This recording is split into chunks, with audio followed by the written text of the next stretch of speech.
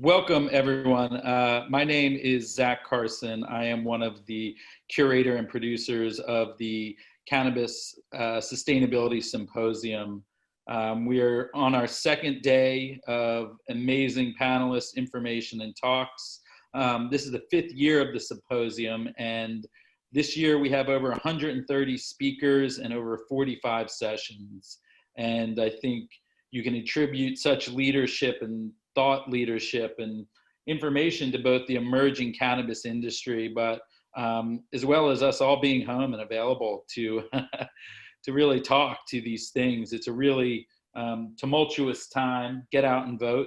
And as our industry emerges and as cannabis really becomes legal, there's so many different aspects that sustainability covers, whether it's the environment or the community or business, it's really a pleasure to have the ability to participate in shaping what that looks like. And this panel is entitled Social Equity Best Practices for the Cannabis Industry. Social equity programs in the cannabis industry have definitely become a business imperative as the industry emerges. So these panelists are going to discuss several different operators' approach to the issues within their organization. And we have Kevin Ford Jr. from the Uplift Companies. We have Gia Moran from Women Grow, Amanda Ryman from Flow Cannabis Company, and Ernest Toney from BIPOC Can. And these guys and girls are all going to bring some really amazing insights into this. And so without further ado, Ernest will be moderating this panel, and I'll turn it over to you guys. For the attendees, there is a Q&A at the bottom, and the moderators and panelists will be looking at that. So enjoy, and looking forward to hearing what you guys have to say. Thank you guys for coming. Thank you, Zach, and thanks everybody for attending today. I've been looking forward to this for some time, ever since chatting with Ben Gelt earlier this summer. The Cannabis Sustainability Symposium, it's been going on for 5 years, and it's been a great value. Sustainability, as Zach said, is a very, very important and critical component of the growth of this industry. And yesterday there was a macro panel that focused on some social equity issues. And, Ben Gelt actually closed that by saying that equity, community, and inclusion are core tenets to sustainable business practices. So I think with that in mind, love to, start talking with our speakers here, our experts, on, some of the practices and approaches that they're using within their company to support social equity. We'll go ahead and start with Gia. Would you be able to introduce yourself, share where you're from, and tell us a little bit about what you're doing? After that, let's go over to Kevin and Amanda. Hi, thank you so much, Ernest, and for everyone on the panel. Good to see you all. My name is Gia Moran. I am the president of Women Grow. In addition, I am also the CEO of GBM Communications. I'd say a lot of what we're doing, your question was, what are we doing in the space? I'm sorry. Yeah, okay, that's so I'd say, from a Women Grow perspective, I think we look at our social equity or the sustainability piece, not only from the women's perspective, but also from the minority perspective, right? As a woman of color entering into this industry, while yes, I may look at gender, but I look at race and culture first, right? That's just my upbringing. That's been my experience in business overall. And so what we try to do, I'd say with Women Grow, is we try to present those opportunities to our overall community. And what I mean by that is that now through our partnerships, there are a number of social equity programs out there, but what we're doing is we're identifying partners that could work with us to create these opportunities for our community overall. And when I say our community overall, Oftentimes people look at Women Grow as a membership organization, but really we are a community. We're a community of women, we're a community of men, we're inclusive, and we all come together as one, right? Which is typically what represents a community. And so through our partnerships, we're creating access to information and education, which is oftentimes what people are asking for through social equity programming, that it's not only just the monetary, the capital access, but it's also the education, the support, and the mentorship. And so through our partnerships, right, we're using ourselves as a resource. So through our partnerships, we're hoping to connect the community with the, I would say, the knowledge-based community, right, and bring them together to hopefully create more abundance for a wholesome, right, more inclusive industry. That's excellent. Kevin, could you introduce yourself and share a little bit about what you've been doing within your companies?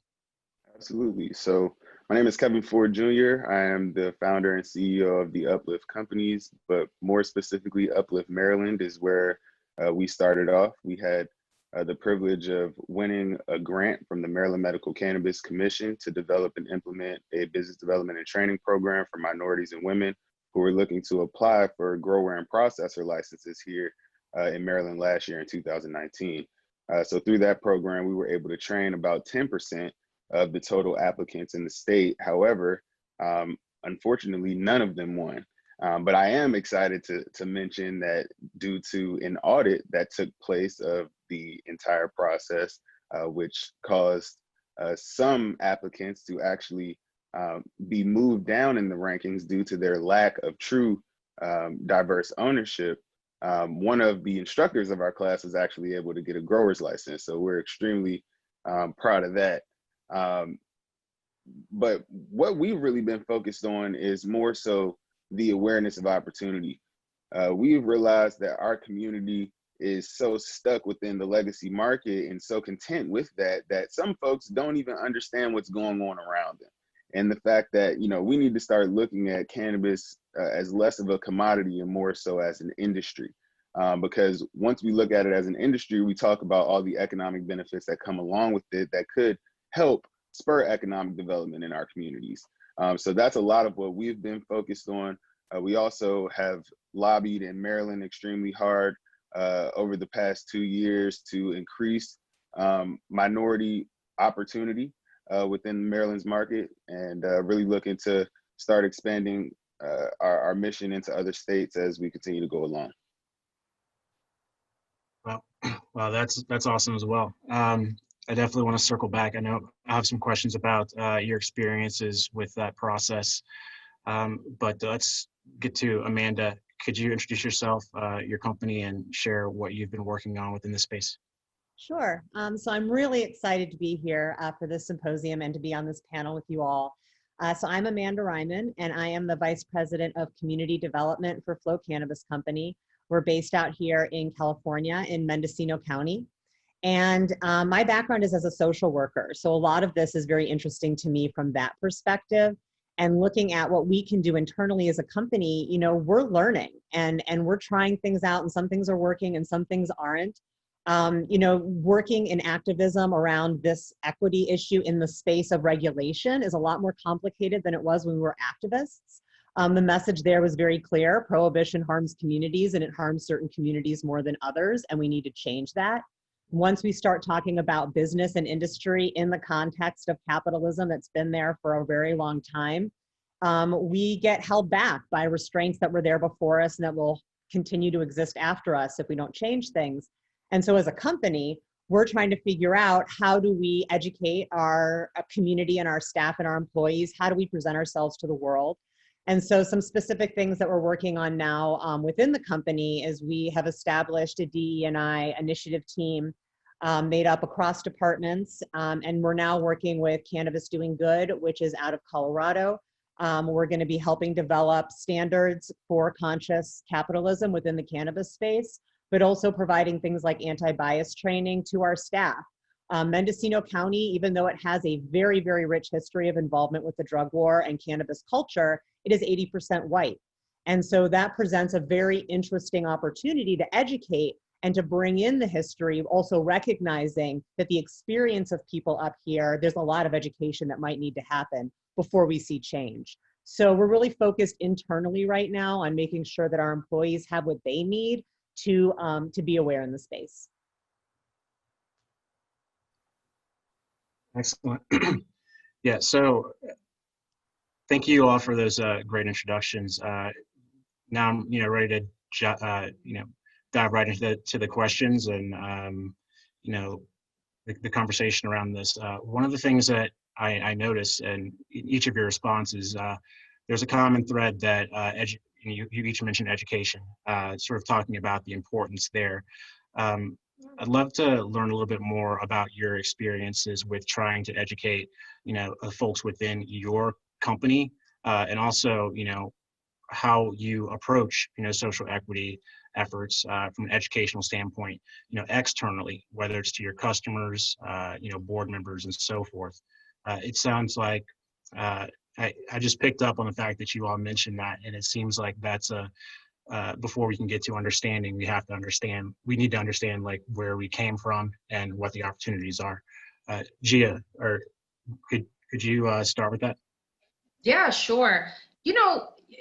I'm glad you asked that question. So prior to coming into the cannabis industry, I worked on Wall Street for 15 years. And so I see a lot of similarities in the emergence of this industry. The common question we often hear from people who are looking to get involved is, how do I invest? How can I invest in this industry? And we know that it's a very tricky industry to invest in, right? One, it's still federally illegal. And many of the publicly traded companies, right, are outside of the US, except for those non-plant touching who are on the NASDAQ or New York Stock Exchange.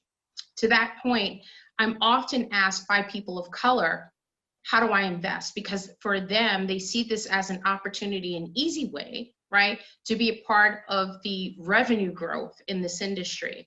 Yet, they're not as familiar about our regulations. Their lack of access to information, right, prohibits them from moving forward in terms of investing in what I consider to be oftentimes tricky investments. And so having that basic understanding of what this industry is as it continues to evolve, and the reason why education is so needed is we also have an opportunity to really control where our investments lie. So when you look at other industries, right, and I've often used the example of, while we're protesting many of the companies that are what we feel are doing harm and injustice to our communities, our 401ks and pensions are often tied to these very same companies.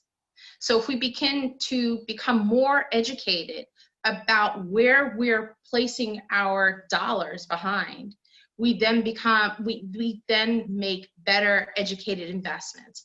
And so I use that as an example, is that oftentimes communities of color do not have access to this information. And so when you think about this emerging industry and the potential that it has, we also have to make this information that many of our other colleagues and counterparts have access to. So education is probably #1 priority, not just in understanding and learning the plant. And while I do agree with Kevin in terms of looking at cannabis as more than a commodity, but it really is. It is a commodity, right? They are exchanging and trading on this plant already. But to further his point, I agree. We've got to take more control within our power, right, to broaden the access and make sure that more people are gaining the same information that others are have privy to. Have there been any approaches that you've found to be successful, like within your company, from providing that access to information? Gia? So that's right, you did ask that as well, and I apologize. So I would say right now, in the past, I don't think we've done a great job, but I liked what Amanda said, right? That, you know, no one has gotten it right entirely. I think as long as we continue working at it. And so just recently, we've partnered with the ArcView group, right? And I'm taking it back to investment just because I think it's such a key component in terms of education, whether if you're starting a business or you're going into this business. But we partnered with the ArcView group for the Women's Investor Network. And the reason why, to me, that was so important is back to that common question of just women asking, how do I invest in this industry, or how do I gain investment? Because what's the other challenge that we have outside of investing into the industry is how do I get investors to invest in my company? But part of that is also having the same knowledge base, right, of understanding what it is that you need, how much should you raise, right, in your initial capital raise. And so partnering with ArcView for us was a great opportunity, again, I think I said this to you the other day. I saw Women Grow when I was coming in as a gateway into the industry, right? Taking that negative stereotype of cannabis or marijuana being the gateway drug. I see Women Grow as the gateway into the industry, and our resources and partnerships are helping those who are coming through the gate, hopefully, to connect and gain more access to knowledge. So I'd say in the past, we've always allowed speakers, right, and organizations to come in and participate in our signature networking events and offering information and directing people, right, to different companies that could perhaps support them, and as well as through our webinars. But I hope going forward, especially with a partnership like ArcView, that we're able to at least create more deal flow information. I think that would benefit many of the communities that have been most impacted. Okay.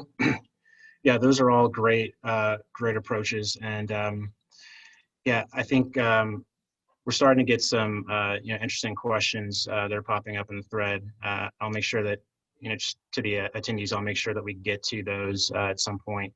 But I want to ask that same question to Amanda. I'm interested in learning, how you're approaching education and how you see that as, a driver for change for social equity within this space. And I think you also have like a very unique perspective with, years ago working within the City of Oakland's commission in their cannabis program. Would love to hear about any insights there that you have gleaned that you're currently using to, within your company. Sure, absolutely. So I agree with everything Gia said, first of all. So I just want to support that, the need to educate people about how to invest and to make sure they know how to not get taken advantage of in a space where there's a lot of sharkiness, right, that happens in the investment space. So the education is really a key there. I think for us, where education comes in most is helping people understand the history of the drug war. And, when we were working on this 20 years ago in the context of activism, it was very much on people's minds. They knew about the beginnings of the drug war, how drug policies were created to control immigrant populations for decades, and then to control dark people for decades and to ruin families, and the collateral sanctions associated with drug arrests, not being able to get housing, not being able to get a job, not being able to get money for college, having your kids taken away, not being able to get loans. I mean, all of these things that have created the scenario that we are in today used to be very familiar to anybody working in cannabis or who was around cannabis. And that's not the case anymore. And I'm not saying that that's, absolutely a horrible thing, because we're bringing in people from all kinds of industries that are bringing their talents and their excitement to the cannabis space, which we absolutely need. But we can't assume that these individuals understand who Harry Anslinger was, or understand why Richard Nixon put cannabis in Schedule 1. And I think that, to your point, if we don't educate people on the background, it's hard to get them to understand why we need to take action now. It's hard for them to understand why we should be giving up time, money, effort to help people that have been impacted by the drug war if they don't understand what those impacts were and what they continue to be. And you mentioned my work in Oakland. So years ago, I was on the Cannabis Regulatory Commission for the city of Oakland when we were designing the equity program. And it became pretty obvious through those conversations that a lot of folks did not understand the systemic impacts of the drug war. And to Gia's point, I think, well, one of Gia or Kevin, I can't remember who said this, about just simply handing over money to equity applicants without any education or support or the recognition that because of the system we live in, not everyone has the same opportunity to learn, to be educated, to have training. And so I think that the more people understand how far back this goes and how much it permeates everything that has to do with social justice today, the more willing they are to understand that we need to take our time. We need to design equity programs in a mindful way that's based on what we know about how people learn and grow and what feeds them and nurtures them in business. And we need to take that, and no matter how much it costs, that's what we need to do. And if you don't understand why we're doing it, it's hard to make the case for that. And so I think education, really helping people understand the background of the drug war, the impact of collateral sanctions on opportunity, is a way for them to then support robust equity programs, because they know that this is not just a quick fix, that we're talking about hundreds of years of systemic racism that we're trying to somehow address through business opportunity. And what does that look like when it's real and meaningful? And education is a huge cornerstone to that being successful. Wow. Yeah, I mean, I agree with you 100% there. Yep. Yep. Amanda said something that is so interesting to me, because while educating people about the history, when you're actually introducing that history to communities of color who live it day in and day out, and now you're introducing them to a legal market, it's eye-opening for them to understand, right? Naturally, we know that we're being targeted, right? I come from New York City. I come from Brooklyn, New York. No one had to tell me there was a history because we live and see it daily. But then when we begin to hear, right, the timeline of how this has happened over time, her point is so important to understand, that we then can perhaps operate differently. Right? And we have better ask. Whereas when you don't have the information and the background, we don't necessarily know what to ask for. We just know we want something better. We know that we no longer want to be targeted and left out of opportunities. So I appreciate what you just said, Amanda. I just wanted to acknowledge that. Thank you. Yeah. And actually, Kevin, I think it's interesting because, you know, from a practical standpoint, you know, you are, you know, you mentioned during the intro that, you know, you've been helping, you've really been like that educational resource for a lot of folks in Maryland who are trying to, you know, get access into this industry. Could you also touch on that question about education, what you see has been like a barrier? What are some of the opportunities? And also, could you share some of the, you know, challenges that, you know, that you are seeing like on the ground in Maryland? So I would say first things first is, what's the first question anybody comes to us and says, hey, how do I open my own dispensary? And it's so hard to tell them you can't, you know, just because one is regulatory restrictions. There aren't any open application periods, especially here, for you to be able to do that. And so even if they did have an opportunity to do it, now it's about, do you actually have the resources and wherewithal to take yourself to the finish line and not only enter the market, but be sustainable, you know? And that's why I think a lot of what we are starting to focus on as we, you know, experience so much heartache and heartbreak in the licensing or application process is moving people towards the ancillary side of the industry, where when you talk about equity, all equity means is owning a percentage of a business. And the thing is, you can own your own business and be an ancillary company and still have contracts with these actual licensed operators. And that's why it's important when Gia mentioned you know, what she did before cannabis and then transferring, you know, those skills and knowledge. Like that's a lot of what we preach at Uplift, is just transferring your current skills and knowledge into the cannabis industry. And that's, you know, the best way in, especially if, you know, even if, like myself, I have aspirations of being an operator, but I started Uplift because I wanted to insert myself in the industry. I took my procurement and supplier diversity and development experience and applied it here and started Uplift. So it's more so about educating folks on what the larger spectrum looks like, and not necessarily just focused on that I want to own a dispensary piece. Yeah, I 100% agree with that. And what you just said is actually really interesting. It's one of the reasons that I ended up starting the company that I did, Can, which is all about like bringing people into this industry. You know, I think there's always like so much focus on, well, actually, I don't think there's been like enough focus on, hey, how can you use like the skill sets and the strengths and your experiences to support this industry? If you look at it as an industry, then, you know, you can say, hey, I have a place in here. And so the examples that you just shared in your approach, I think is, you know, it creates opportunities for others who are like looking to you as an example. We have a question that I wanted to get to, and it's from Dr. Paola Cabillos. She asked, what can emerging markets such as Latin America do to avoid the corporate takeover that seems to be so prevalent in the cannabis industry? So how can the voices of communities that have traditionally been affected by ill-advised drug policies be amplified to ensure that they can benefit the most as we continue to grow this industry? Any takers on that one? I guess I'll start. I mean, for me, I really, it's the true answer is that this is hard.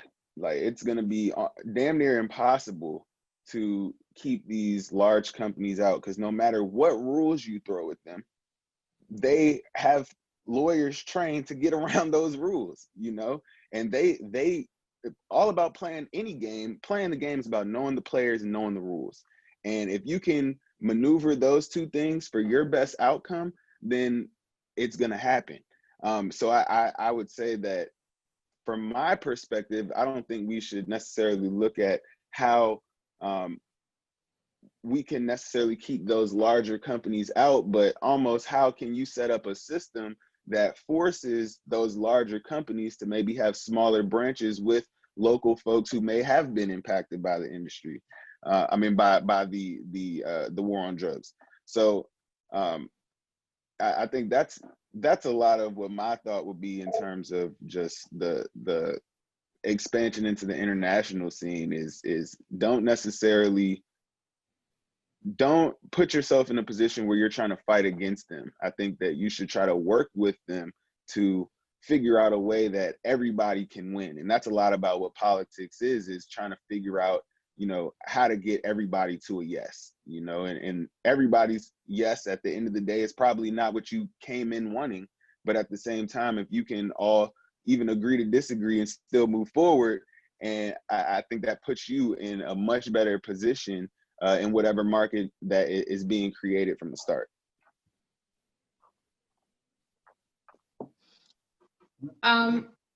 So two things. One, what Kevin said in terms of that equity stake into the industry. The reason why I mentioned GVM Communications in the beginning, because GVM Communications was my company prior to Cannabis. That's a company I started in 2012. And I expanded my business into cannabis in 2015. So GVM Communications is PR, branding, business development. And so to Kevin's point, yeah, I learned about the companies. Do I have aspirations of entering into the plant touching space? Yes, but my way of understanding the industry was already doing what I already knew, which was PR. And that was my way of learning the businesses. I know how to do PR. I've been doing it almost 30 years, right? And so having that knowledge base, that to me was just a system that's already in place. And it's going to circle back to the question that was just asked. So I know that I can operate in pretty much any industry because I have the basic tools and background. What I needed to do was learn the industry, right? Learn the key words, learn the language of the cannabis industry, which I've done through my clients in all aspects of it. And so to that point, yes, your skill sets are transferable. But going back to the question that was asked on how do you keep big businesses out, which I think essentially is what they were asking, right? Like, how do you protect what's happening?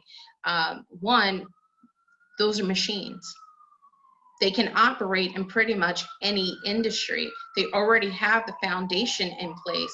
All it requires is just a pivot and a switch, and they already have everything pretty much to operate in the space. The only difference is that they need the knowledge base. And so to Kevin's point, it's how do you begin to either decide to work with these organizations, right? To offer a service that perhaps aligns with your mission, or ask, I guess the other question I would ask the person is, in keeping them out, how does that help to further grow this industry? Because big business isn't the devil overall, but some of their practices perhaps have not fared well for all people. And so when you look at the cannabis industry, it's already modeling the existing industries that have been around forever, right? And shoot, I mean, cannabis comes off of the back of a legacy market. So that's been around for quite a long time. But it's really, how do we want to see this industry continue to grow and expand along with these big companies that are entering? Because it's inevitable, they're going to do it. It's just, how do we want to see that happen? And how can we either work together or improve what they were doing, you know, in their respective places, and not repeat that here in cannabis? And I don't know the answer for sure to that, but that's a question that I often ask myself, that I don't understand how we can enter a new industry with old practices and then expect something new. So I just want to add, I completely agree with what's been said so far. And, you know, just to add and to take the chance to answer another question that was in the chat about conscious capitalism, you know, there's only so much we can do to impact the model. And a lot of that is going to be driven by what the model is for other industries in your area. So, you know, we expect the cannabis industry to look like California industry out here. We expect it to look like Maine industry out there. So there is that level of how do you treat other industries where you live, and how do you impact those industries when you want them to change and be better? And then around the conscious capitalism is educating the consumer. You know, consumers are a lot more mindful now about the impact of their purchasing on the planet, on workers, on everybody involved in making that product. And now, you know, companies are having to be more transparent than ever and answer to consumers about their practices. So the more we can instill that demand amongst cannabis consumers, and luckily for us, most of them are already fairly conscious people anyway, but the more we can tell them what to look for when it comes to their cannabis and the companies that they choose to support, the more we'll force companies across the board, no matter their size, to conform to that. So if consumers are saying, I don't want to purchase any cannabis that's been sprayed with pesticides, full stop, then whether you're a small company or a large company, you're going to have to take that seriously, or else it's really going to cut in to your profit. So that's a very like black and white example. But the point being that the more we can do to educate consumers about what it means to be conscious and what you should look for when you're working with a company or purchasing from a company, then the more pressure we'll put on companies of all sizes to walk that walk, or else hurt their profit margin, which gets back to why a lot of them exist in the first place. And I think to Amanda's point, you think about what's happened even during this pandemic, in addition to how companies are treating products themselves, but it's also, what does the employee base look like, right? People are asking for transparency in terms of diversity and inclusion. I'm big fans of Kind Colorado. I think what Courtney and Kelly are doing is not only necessary, but they've hit an industry ahead of time, whereas people still don't understand why it's necessary. But going back to Kevin's point, if you've operated in other industries, you already know what to expect. You already know it's coming. What cannabis can do right now, and which is why we're talking about social equity best practices, is get ahead of the curve. You know you need an inclusive company, right? If your whole point is to serve, a consumer base, more likely your consumer base is diverse and they're looking for reflections of themselves to be reflected within your business. They're looking for community outreach, connecting with the community. They're looking for more transparency overall. And so I think that is important as we continue to move forward in this industry. And even if it goes back to in terms of like social equity grants, it's just, if we've seen it in other industries play out, it's inevitable it's going to happen here. We've got, I don't want to say time on our side, but we have an opportunity to change the course to make sure that we're addressing it versus being called out and having to address it. That's right. Be proactive. That's what I mean. You're right. And that's a good point. So I'm going to segue that into, the fact that, we're about a month away from an election, and there are, what, about 7 or 8 states right now that have ballot measures that will either create a medical or an adult use market. And, even just a few weeks ago, there were, conversations, there was the movement to get the MORE Act passed. And so we can see that federal legalization is, on the minds of legislatures around the country, and that, it's really just a matter of time. So when you take a look at social equity, a lot of folks have been, pointing to the state of Illinois as being the best example of a state social equity program. Not perfect, but we know that once new markets have the opportunities to, serve, patients from a medical or recreational standpoint, that this conversation is going to come up about social equity. So what do you all think is a way that if you're looking at Illinois as the best example, what's your opinion of that? And what do you think we could do to, or the states could do to make, social equity programs better or more impactful when those laws get passed?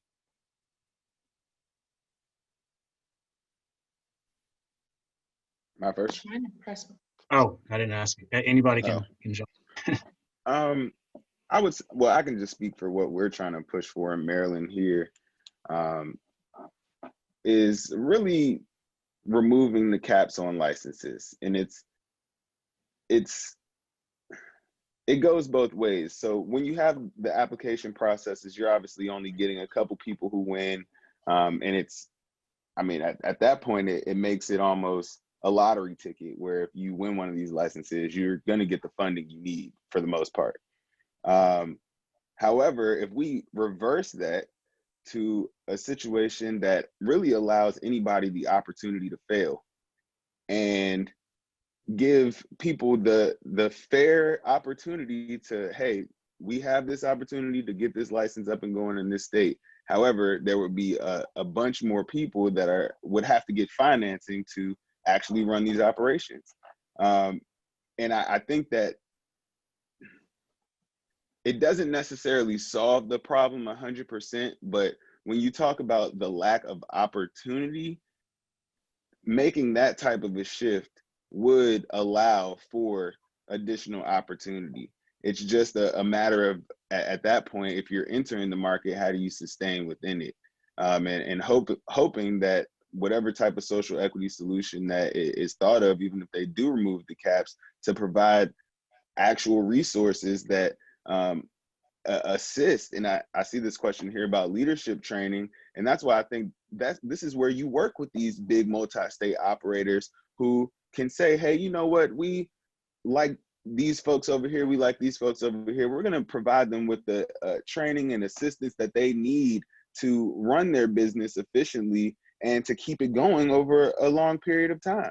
And I think that's one thing that we haven't seen within the industry yet, is that true collaboration from the corporate side of it versus the regulatory side. Because we're sitting here hoping and praying that legislation and regulations are written properly and are going to solve these problems. But in all honesty, the keys to this car are in the hands of these multi-state operators who are already doing it, who have the wherewithal to help somebody else. But now it's the question to them, are you going to lift as you climb? You know? And I think that that's just something important to think about. And if there are any multi-state operators on here, to really think about that type of strategy, to help other people who are trying to get in, while still, essentially, as they tell you on planes, to put your own oxygen mask on first before helping others. Your oxygen mask is on first. Help others.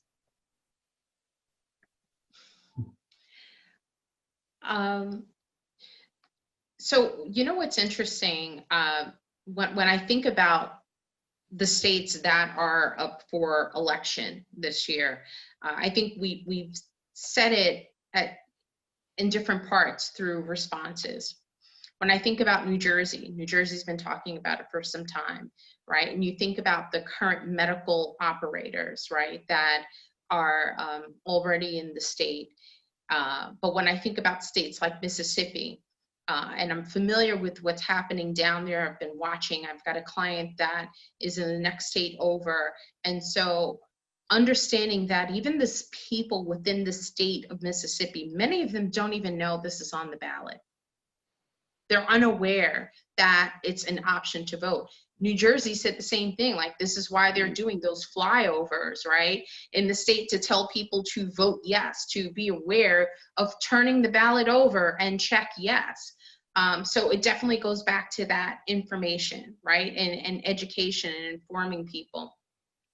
But I agree with Kevin that it's important that our larger businesses, right, our bigger businesses, perhaps take an opportunity to partner, to mentor these smaller size companies. They're not considered competitors, right? Their balance sheets are vastly different. And so why wouldn't that be? And when I think about, I don't want to call out a specific company name, but there is a company in Illinois, right? They have their own social equity program. They've got a program, they're supporting a college. And not everyone agrees that it's the best program in place. But I think I mentioned this to you, Ernest. I am not quick to point fingers at what people are doing wrong, because that discourages others from wanting to act because they don't want to be placed in the hot seat. I think oftentimes, back to Kevin's point, if we can encourage companies, right, to partner with smaller companies, but come with a plan, come with the strategy in place. Our elected officials, they're asking for that often. They don't have the time to really come out with the framework for it, which is why organizations like A Kind Colorado are great, right? This is the work that they do, or other internal people at these organizations, but encouraging them that while you launch a program, it's not just launching it, you also have to continue to improve upon that, right? And if you've gotten some things wrong, work on fixing it, because we're not going to stop, right? We do want to see opportunities for smaller license holders to enter into the market, but I think it is fair, and I believe it's our responsibility as an industry to take that accountability, to mentor and help bring the little guys up. Small businesses are the foundation of this country. And if we don't continue to support that, that's a big reason why we're seeing a fall in our economy right now during this pandemic. And I just wanted to quickly add to that when it comes to what makes a successful equity program. We don't know yet, because we can't measure success on how many licenses we've given out or how many, how quickly someone got a license who was in the equity program. We need to see how successful these businesses are 3 years out, 5 years out, 10 years out. That's what's going to tell us if we're successful. Because at the end of the day, if we have 100 licensed equity applicant dispensaries in a town that all close within a year, how is that success? The county and the town pat themselves on the back. Oh, look at how many licenses we gave out. But the reality is we're trying to build wealth within these communities. We're trying to build businesses that can be passed down generationally. And that is going to be the measure of success. That is the outcome we're trying to achieve. It's not just giving a number of licenses. And unfortunately, I think a lot of localities and states are looking at that right now as measures of success. And unfortunately, that does no good to the people that are receiving the licenses. To that point, small businesses often do not survive 3 years. They fail. And so if we don't have that measure of success over time, and again, I thought Amanda was going to say, what are we comparing it to? Because we don't have a blueprint that we're comparing it to. There isn't a model. And so that's why it goes back to that point of, I don't care for pointing a finger at a company for at least trying. What I become annoyed with is that they give up and because they're in the hot seat and everyone's coming down on them. I think we've got to do a better job as an industry for the social equity programs that we're seeing coming out to say, hey, you can improve upon it, but don't take it away, because now we're back to square one. But we've got to keep encouraging to just improve this overall process. So Amanda had mentioned that the success metric could be, building wealth, generational wealth, creating opportunities. I know Kevin has talked about how, success could be creating more access and opportunity within the space. It's not just about dispensary ownership, but you can have a business as, an ancillary, within the ancillary, makeup of this industry. But do you all feel that we, as an industry, collectively should be working towards a clear success metric to determine, to sort of be our guiding post? Or do you think, or do you have ideas on how we can, go to other communities, other leaders and say, this is something that you should strive to do internally, but something that we should also strive to do as an industry to, work towards that success? I think localities play a huge role, and what the needs are of different communities plays a huge role. Out here in California, our equity programs are locally based. So localities, cities, counties that are eligible for equity funding, because they have a certain proportion of impact from the drug war, can apply to the state for funds, and then that's administered locally. So it's really going to be dependent on what that community needs specifically. Here in Mendocino County, we applied for funds last year. We were awarded a little over $2 million, and that money is going to go to technical support. So people that are trying to start businesses, that are trying to get through the licensing process, which is very complicated here, how do we support them and give them what they need so that they can be strong and get their businesses up and running? In a different community, that need may be different. And so I think it is important that we do understand that different communities have different needs, but overall there should be an outcome of benefit, right? So there should be an outcome of moving forward in some way, of gaining something that was not there before. What that is can be more specific to a community.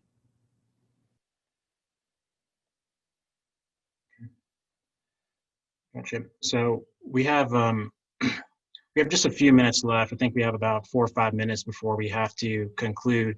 There's one more question in the queue that I wanted to get to, and this is saying, I've seen a number of positive trending cannabis companies run by diverse leadership teams hit certain business plateaus, and then the leadership lose sight of what made them successful by shifting to more traditional corporate mindsets. Then they start to fail. I'm guessing it's a result of some level of imposter syndrome. Is anyone driving leadership training to help solve this problem? It's not something that we have looked at yet. I think that is definitely a great idea. But I think that this really is the problem that could be solved by these junior partnerships with these larger companies, by creating these leadership training programs, or even how, I guess if you don't want to mention it, the SEED program up in Illinois. But like, that is a lot of what they want to do, is to figure out, even now, figuring out how to not necessarily take people who aren't licensed to being licensed, but trying to shift the focus into taking licensees and ensuring their success, you know? And I think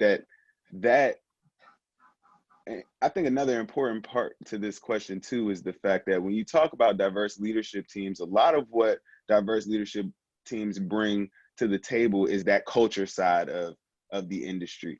And sometimes that culture side is definitely going to get you there, but as you said, you're going to plateau out.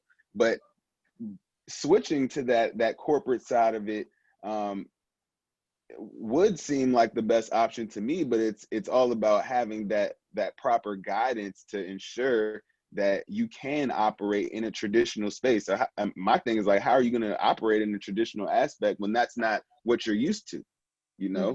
Mm-hmm. So how can, again, we bring both sides to the table together to get everybody to yes, to start pulling some of these businesses along to ensure the success rates are higher? Can I just add something really quick to that point? That has been something that's come up for Women Grow. And so back to the point of all of these partnerships that we're in the process of doing. We're doing a partnership with Green Flower Media in terms of education, doing something with ArcView, as I said, the Women's Investor Group.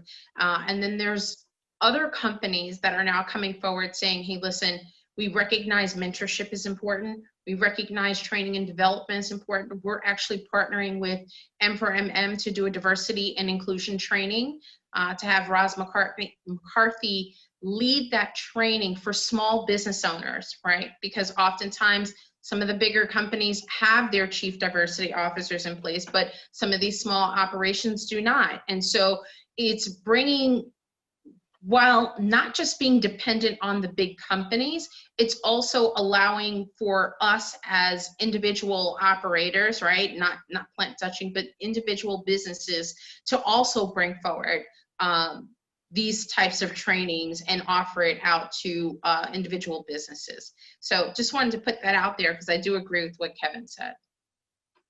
Excellent. That's also a really great point. And yeah, you know, I knew this was going to be an awesome panel. I feel like we could probably continue this conversation for, you know, a full day, but our time is at an end, so we have to transition out. I'm going to go ahead and, I think in the chat box, if you want, you could type in your email addresses if you would like to get contacted by any of the panelists. You know, that way we have the opportunity to continue this discussion, you know, separately or offline. And in just a few minutes, you know, for anyone watching, please make sure that you join the keynote. That starts in about 5 minutes. It's Winona LaDuke. It should be a really awesome presentation. So thank you again to the Cannabis Certification Council and the Cannabis Sustainability Symposium team. This was great, and I look forward to, you know, hopefully connecting with you all again on this conversation in the future. That was great. Thank you. Yeah, thank you, everyone. Thank you all. Extremely insightful. Thank you so much. And we appreciate your participation. And everyone who joined us, thank you as well.